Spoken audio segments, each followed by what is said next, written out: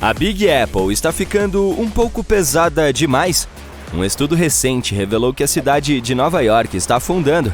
E vejam só, é tudo por causa daqueles arranha-céus imponentes. Aparentemente, todo esse evento é chamado de subsidência, que é quando a superfície da Terra se assenta pouco a pouco, ou afunda repentinamente. O deslocamento de sedimentos macios e o peso da própria cidade são os culpados por essa sensação de afundamento. Mas não fique muito alarmado. O estudo constatou que Nova York está afundando a uma taxa de 1 a 2 milímetros por ano. Claro, isso não parece muito, mas há partes da cidade que estão afundando ainda mais rápido do que isso. Essa situação pode causar alguns problemas para a cidade, especialmente porque ela já é bastante baixa e abriga mais de 8 milhões de pessoas. Portanto, é importante que as autoridades locais apresentem algumas estratégias para enfrentar o crescente risco de inundação e o aumento do nível do mar.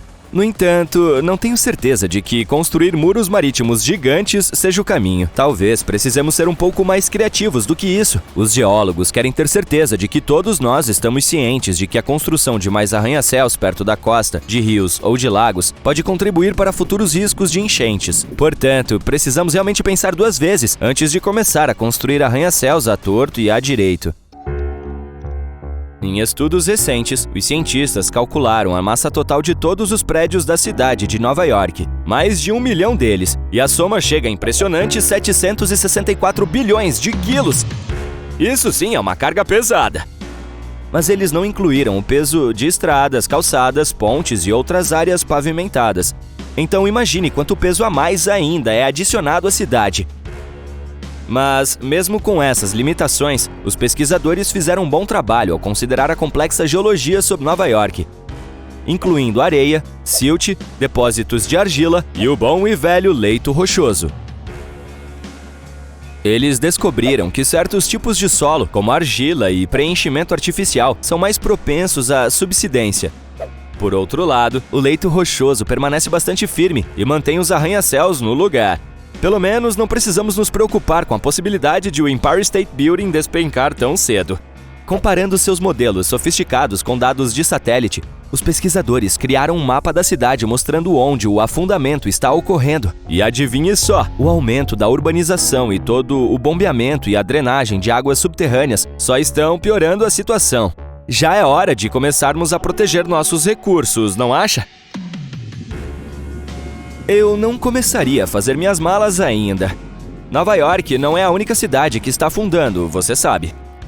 Jakarta, a capital da Indonésia, também está enfrentando um sério problema de afundamento.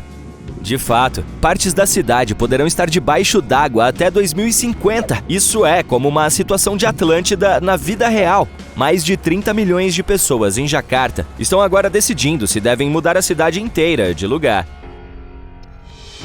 Se existe uma cidade com a qual devemos nos preocupar quando o assunto é afundar, essa cidade é Veneza, com certeza. Mas por que ela está tão ansiosa para mergulhar, você pode se perguntar. Bem, deixe-me contar a você a complexa verdade. Veja bem, Veneza decidiu se estabelecer em uma lagoa pantanosa com fundações de má qualidade. Com o passar do tempo, o solo embaixo não conseguiu se manter firme e começou a se compactar como um marshmallow esmagado. Além disso, a cidade está absorvendo água subterrânea como se não houvesse amanhã.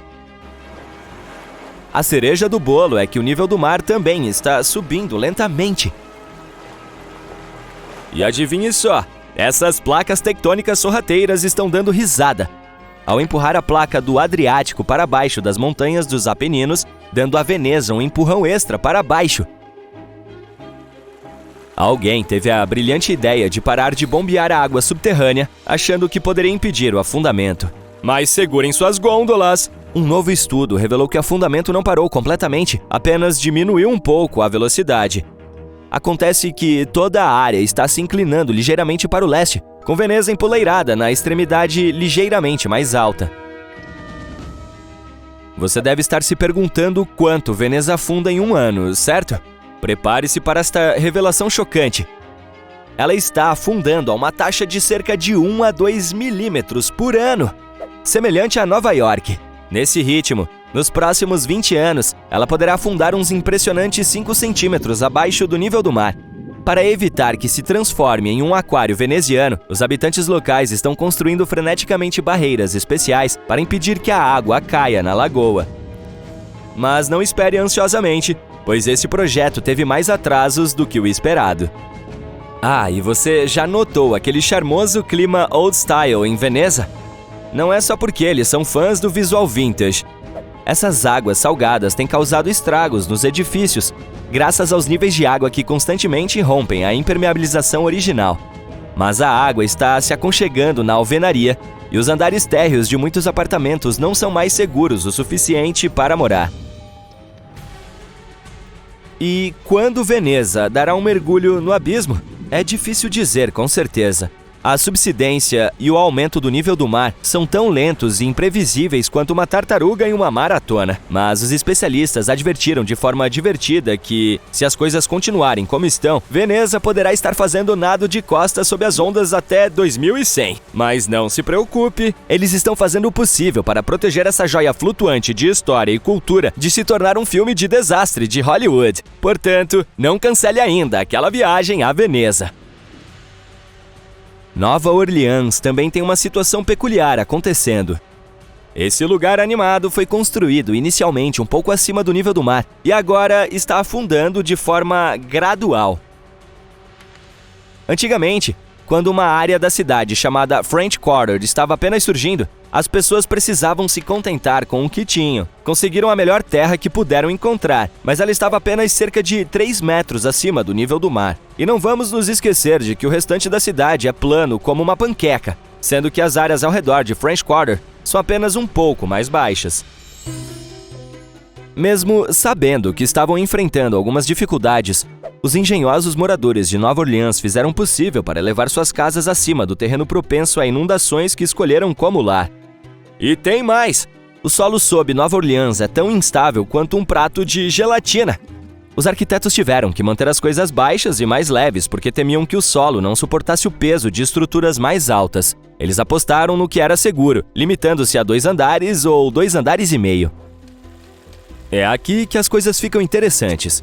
A cidade instalou um sistema de drenagem sofisticado na década de 1900, pensando que isso resolveria seus problemas de água. E, embora tenha ajudado com os pântanos e tudo mais, inadvertidamente sugou a vida do solo. Sim, o solo ficou alto e seco, sem sedimentos e água suficientes para mantê-lo estável. Como resultado, esses antigos pântanos afundaram como se estivessem em uma competição de areia movediça. Na década de 1930, as coisas ficaram ainda mais complicadas. 1/3 da cidade estava abaixo do nível do mar e, na época em que o furacão Katrina fez sua grande aparição, esse número disparou para cerca de 50%. Ah, e aqui está a cereja do bolo. O nível do mar decidiu se juntar à festa, subindo mais rápido do que um balão de hélio. Portanto, agora, não apenas Nova Orleans está afundando, mas a área ao redor também está vários graus abaixo do nível do mar. O que podemos fazer com relação a todas essas cidades que estão afundando? Bem, poderíamos gerenciar um pouco melhor nosso consumo de água. Não podemos simplesmente continuar sugando a água subterrânea da terra como se não houvesse amanhã. Temos que encontrar novas maneiras de saciar a sede de nossos centros urbanos. Pense nisso. Poderíamos purificar as águas superficiais ou até mesmo transformar a água salgada do mar em uma solução doce. É claro que precisaremos de uma grande quantidade de energia para fazer tudo isso funcionar. Por falar em excelente gerenciamento de água urbana, deixe-me falar sobre uma cidade na Dinamarca chamada Nye. Esse pessoal tem tudo planejado. Eles coletam água da chuva e a utilizam para abastecer seus banheiros e máquinas de lavar. Isso é que é ser engenhoso. É o que eu chamo de um toque de gênio.